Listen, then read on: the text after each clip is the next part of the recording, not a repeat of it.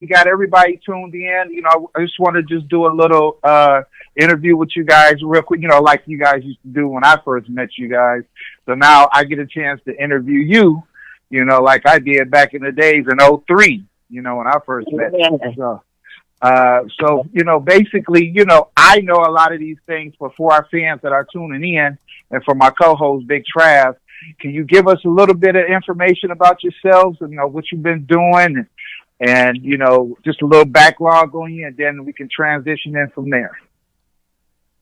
Well, I won't go way back because I have to tell you that me and Emily started playing music together when we were 16 back in New York. So I just fast forward up to this moment. Well, we both are performing with the Whispers, as you know. They've been our childhood heroes since then, and, I started producing their records in 1992, and I started performing with them in 96, and I left and came back in I stayed until about 2001, and then I came back in 2010.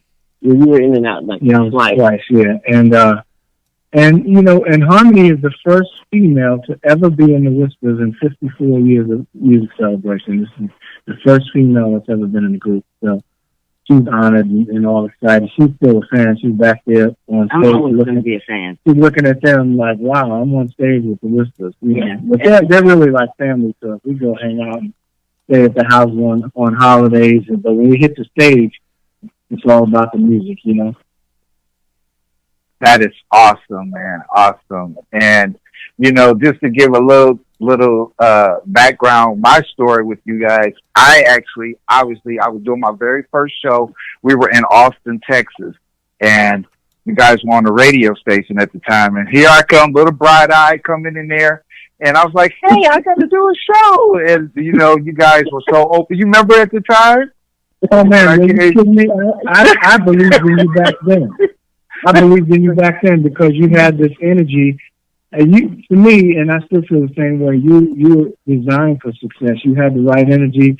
You had an open spirit, and you were not afraid to talk. And the kiss of death on radio, as you know, is silent. So you did great. You came in there, and you were telling me, man, I want to be a promoter, and I'm so proud of you because everything you said you wanted to do, I see you doing it. So that's a beautiful thing, and that, to me, is a great testimony for the fact that you stuck to your guns and you believed in what you were doing well enough for you to actually manifest it. So kudos to you, brother.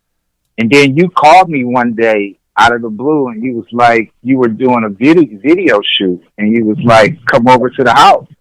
And then I remember coming over, and I'm first arriving and seeing this luxurious, big old place. I'm like, wow, and then I go in, and on the video shoot, and I'm like looking, and I'm like, is that Nia Peoples?